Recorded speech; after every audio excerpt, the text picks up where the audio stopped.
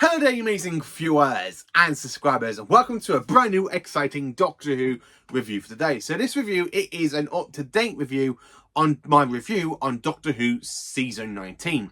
So the last time I did Season 19, a review on Season 19, was way back in lockdown, back in 2020 and 2021. So I've been doing this series, this whole channel, basically since 2017. So it's been coming up to 6 years when I first started out this channel, and before I even give it the revamp. And of course, I've been trying to find my review on Season 19. I did all those years ago, see if my thoughts have changed on it, and I couldn't find it. But luckily, I found my notes. So literally yesterday, basically last night, I actually finished watching Season 19 because, of course, I have watched Time Flight. Time Flight is not as bad as I thought it was. I mean, last time I gave it a review, I honestly ripped the story to shreds because I didn't quite enjoy the story. And going back after basically 3 to 4 years, basically since 2020, 2021 ran at that time, when I rewatched season 19 since 2019. Well, 2018, 2019, ran about at Christmas, because I did get it for Christmas, the limited edition off my parents. I kind of want to talk about basically what I enjoy from the season, what is the only story I do not enjoy, and as my thoughts on the entire whole season regenerated itself. So basically, I've been watching this season on the American release, basically Peter Davison's complete Season 1. And of course, it is region 3, sorry, I should say. And I actually did quite enjoy watching Season 19 again, and did I enjoy it more this time than I did basically last time? Well, yes, to be honest with you. I always love revisiting a season where it wasn't really much loved. And of course, when I did my whole ranking video, Season 19 was a little bit lower for me. Which is why I'm kind of updating that list, because I literally just found that list. I'm currently in the middle of typing it all out on my laptop. And then, of course, I'm going to be doing an up-to-date video where basically it'd be like into 5 to 6 parts, a bit like my top 60 stories. Or 4 parts, technically, I should say. I actually do quite enjoy this season more than I previously did. And, of course, I want to talk about the stories and basically what I loved about them, and basically, would I recommend Season 19 for a newcomer? So let's get into it. Season 19 contains over 7 good stories, and 2 stories aren't personally my favourite, but my opinion on one of them has actually changed. And of course, if anyone knows my good friend who is a fellow subscriber to the channel, who has sent me fan mail before, his favourite Doctor Who story for Peter Davison Season 19 is, of course, Black Orchid. So, has my opinion on the season changed? Well, yes, to be honest with you. And of course, I'll get to it how I rank and rate this season.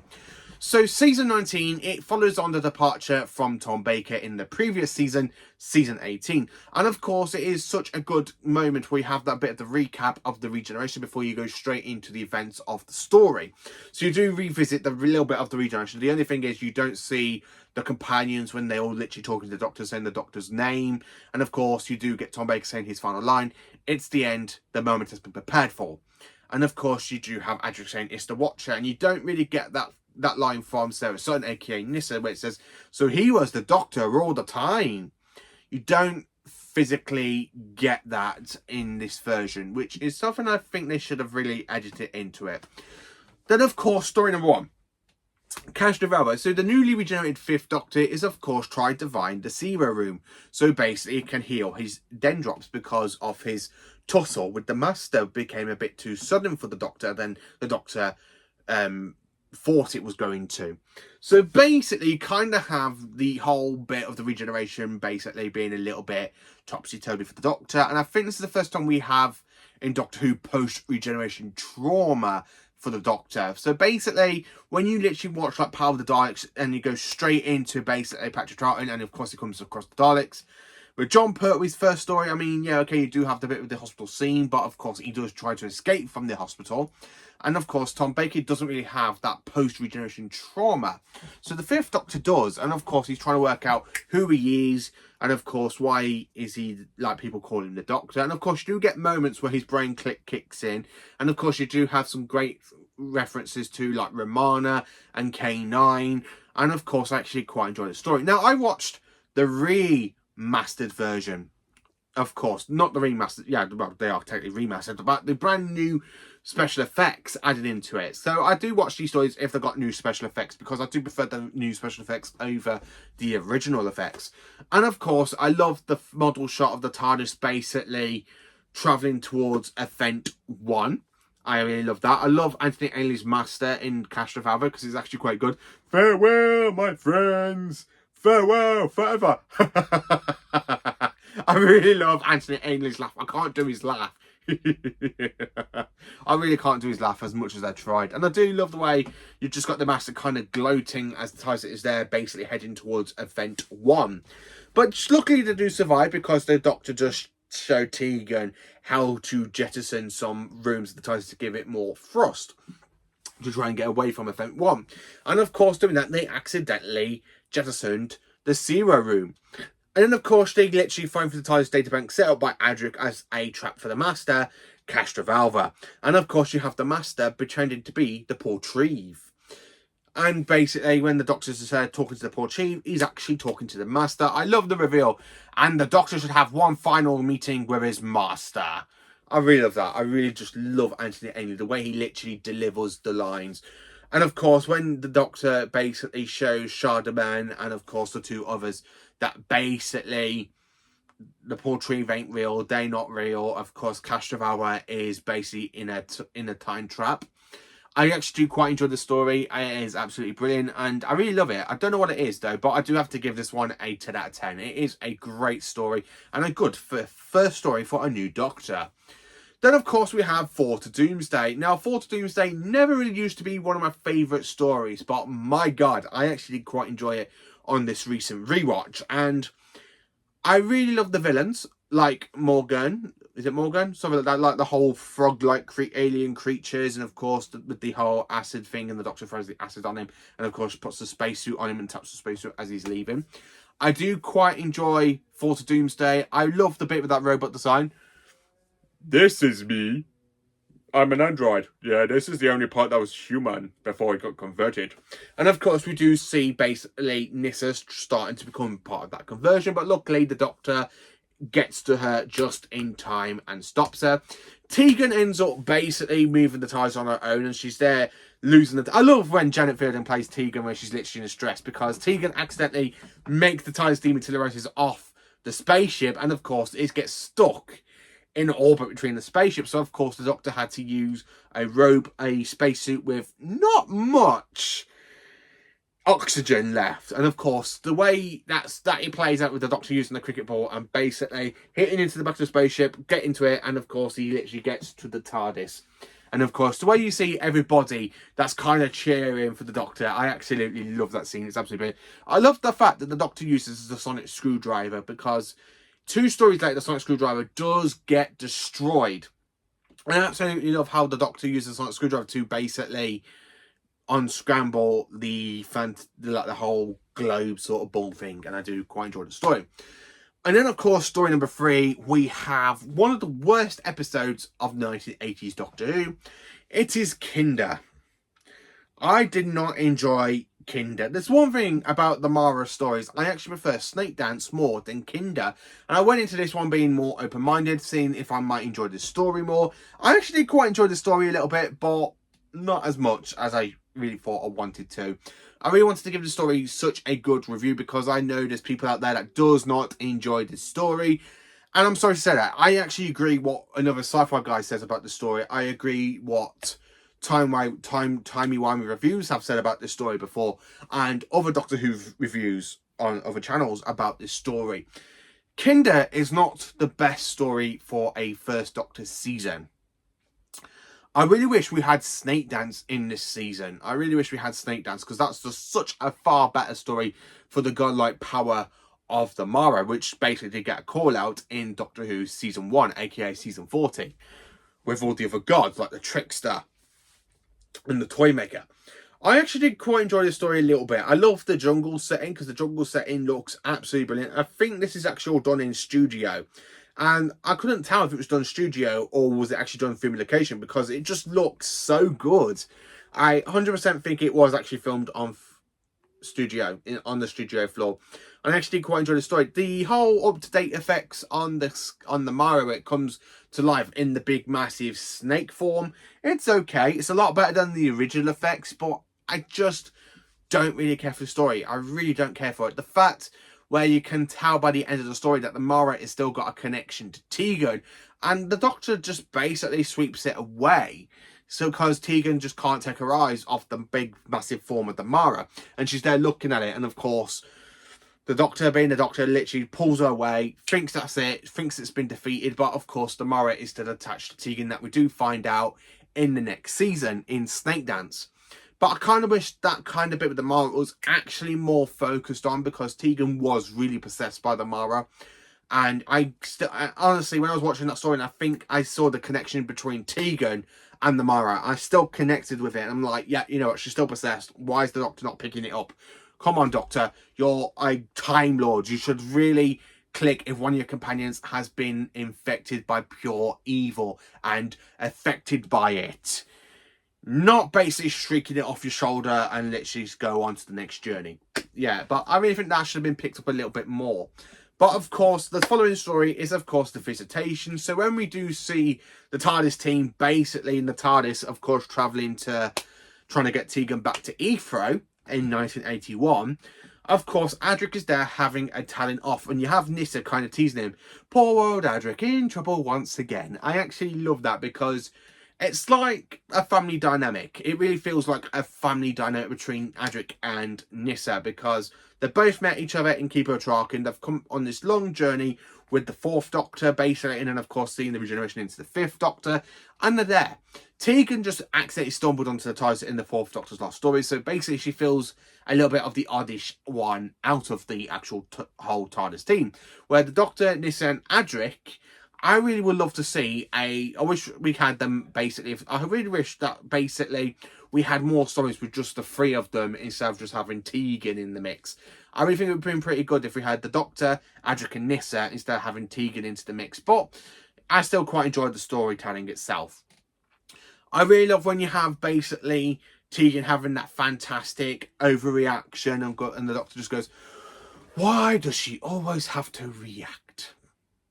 I really love the Tellarites. The Tellarites is honestly a flat out amazing design. I really love the Tellarites. I love the fact this story is basically set around at the time of the Black Death and, of course, the Great Fire of London. And, of course, the Doctor just basically kind of set it off by having a little bit of a fight with the Tellarites. And, of course, the Tellarites' weapon does kind of go into overload, and as we all know, it does start off the Great Fire of London. I really love this story. It is honestly my favourite story of this season. I literally cannot stop smiling at how much I love this story. It's honestly a great historian episode for Doctor Who since basically season 11, basically with the Time Warrior. I think Tom Baker some ones. Yes, he did. Sorry, Tom Baker had quite a few in some of his seasons. But I actually quite enjoy this story. It's absolutely brilliant, and it's my favourite story of the season. Then, of course, coming and following by that, we have The Black Orchid. Now, The Black Orchid really was my least favourite story of this season, but it has grown on me. It really works well with just 2 episodes. It has no alien monsters, basically just got a human that basically got tortured when he was writing his book of Black Orchids and all that, and then basically Sarah Sine plays 2 roles. She plays Nyssa, and she, of course, plays Anne, who was basically engaged to George until basically had his tongue ripped out of him and basically mutated by the tribe that he literally was a prisoner to. And then, of course, because he's been tortured, she ends up getting engaged to his brother. George does end up falling off the roof and boom, straight onto his back and break his neck when he falls off the building when his brother tried to hug him. Yeah, this story is actually quite good. I actually quite enjoy this story, and it's not the worst story. I actually have to say, I did enjoy this story more this time round, because I absolutely love the scene with the Doctor as being accused of the murders, and of course he literally shows the officer, the sergeant, the police sergeant, the TARDIS, and he goes, "Oh my word, this cannot be happening. Fans, we need to get back to the house.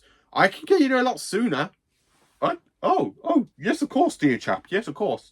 And I just love how basically the TARDIS just materialises outside the house just in the nick of time.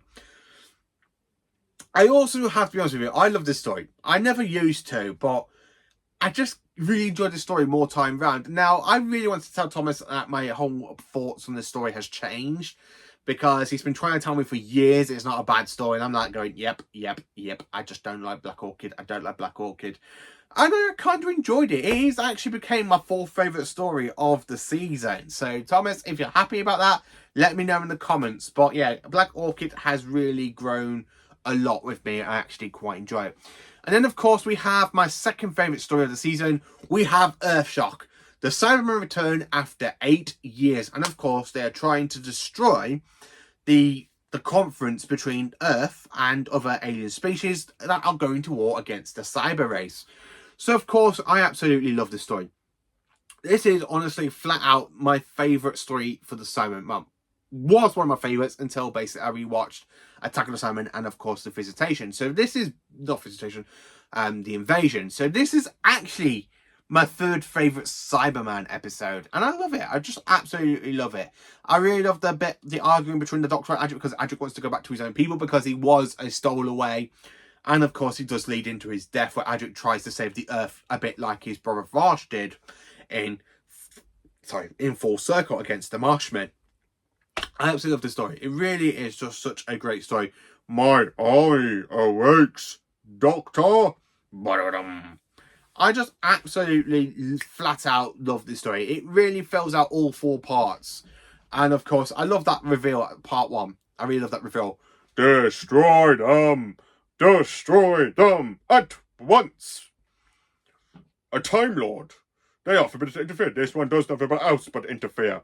This one calls himself the Doctor. I just love the clips where you got the first Doctor saying, emotion, love, pride, hate, fear. Do you have no emotions, my dear sir? And there's this. He converted us into our tombs on Teros. I imagined you had orders to destroy me. And then there's this. In this regeneration form, he tried to stop us. He interfered in us destroying Voga. You got no home planet. You're blowing stockings. You're just a pathetic bunch of tin soldiers looking for a galaxy and ancient spaceship. I didn't see any of these men in the caves. He must have regenerated, but whoever he is, he must be found and destroyed. I just love that bit of something. I really love all the callbacks. I love the clips to the 10th planet. I really love the clips to the Wheel in Space. And I just absolutely love the clip to Revenge of the Cybermen, with Tom Baker basically being the Doctor and basically having a go at the Cyber Leader back then. I just really love that clip. That clip's just brilliant. You got no whole planet. You're blooming Starkins. You're just a pathetic bunch of tin soldiers looking around a galaxy in an ancient spaceship. I just absolutely love this story. And of course, basically, you do see the TARDIS team get separated, because you got Tegan and Nyssa in the TARDIS, while the Doctor and Adric basically go and try and announce their presence. And then, of course, Tegan ends up going off with General Scott, with Commander Scott. And then basically, they get separated, and of course she gets captured by a Cyberman and then taken to the Doctor and Adric on the bridge. And of course, basically, the Cyber Leader says, I will try every time you say no. I just have the threat to destroy her, and you will obey. I just really love that, because the Cyber Leader is really catching on. Now, the Cybermen aren't really supposed to be, like, emotional. They're not supposed to be very emotional, but flipping out, these Cybermen are absolutely emotional. If things don't go their way, they shout, but kind of literally, it's like shouting, but they literally do it robotically. It's actually quite good. I love David Banks. David Banks is honestly my favourite Cyber Leader and my favourite Cyberman in total of all of the Cybermen that I've seen. I just love David Banks' portrayal as the Cyber Leader. I love the 80s Cyber Leader. It's absolutely brilliant. And then, of course, basically, Adric ends up dying, sacrificing the Earth, because the Doctor basically was took to ties by the Cyber Leader, and of course, they were trying to lock on, because the Cyber Leader literally says, follow them. Where? Follow them. You will lock on. I can't physically lock on, because they keep changing coordinates. I'm sorry, but I cannot lock on. I love that bit with the Doctor literally, where he literally says to Cyber Leader, not at all. You've lost. The Earth is safe. I just love it. I really do love it. And I just love the story. Time Flight.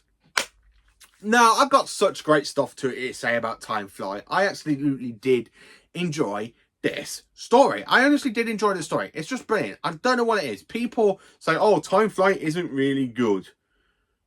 Actually, I actually quite enjoyed it this time round than I did the last time.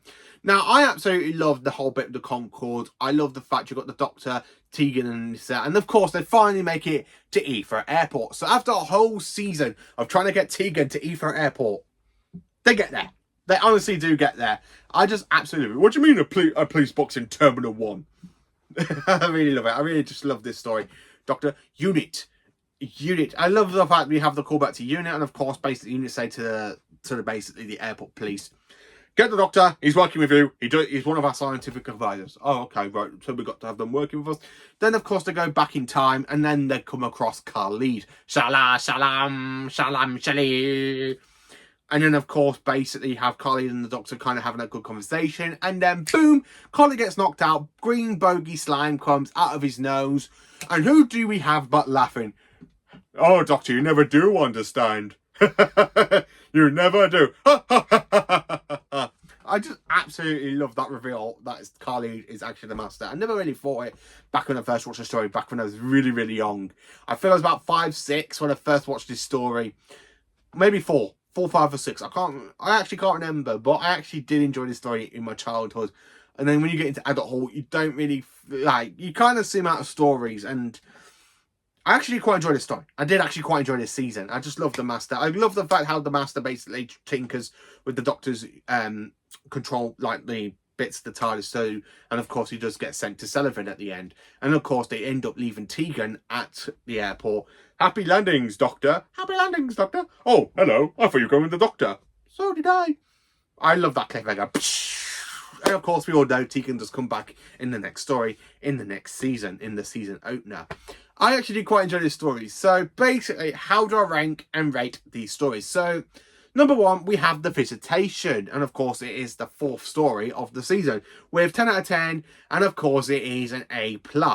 Number 2, we have Earthshock, my second favourite story of the season. 10 out of 10. Again, AAA+. I absolutely love this story. It's absolutely brilliant. Number 3, then of course we have Castrovalva, which is again 10 out of 10, and it is just an A+. I absolutely quite enjoyed this story.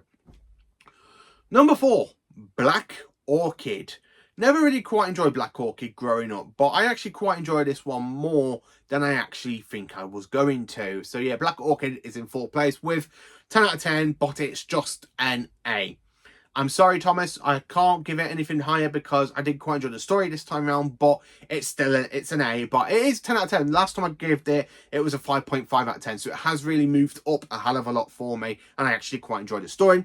Then, of course, we have in 5th place, we have Time Flight, with basically 8.5 out of 10, and it's just an average B. Did I enjoy it? Yes. Is it good? It's got some good moments in it, and I did quite enjoy it. Then, of course, we have basically in 6th place, Four to Doomsday. Yeah, Four to Doomsday. Is it good? Yes. How do I rate it? Well, it's definitely a 6.5 out of 10. And I have to give this a C. It is just a normal average C. It's okay. It's not great. And then the final story, I have to say, is, of course, Kinder, with a 4.5 out of 10. And, of course, I have to give it a -F. So that is basically how I rank and rate these stories. Are these stories great? An average of them. I mean, only 2 stories that aren't really personally my favourite, which is Four to Doomsday and Kinder, but the rest of them are brilliant. As you all know, my 3 favourite stories of this season is, as you all know, The Visitation, Earthshock, and of course, Castrovalva, with basically in 4th place, Black Orchid. So Black Orchid has really moved up in my estimates because it was literally right below Kinder, and it has really moved up. So yeah, I have really enjoyed this rewatch of season 19. So if you enjoyed my review on season 19, let me know what you think of the season yourself. Please do like, subscribe and share, and of course join me for more awesome Doctor Who content. Have a cracking day, you amazing viewers and subscribers.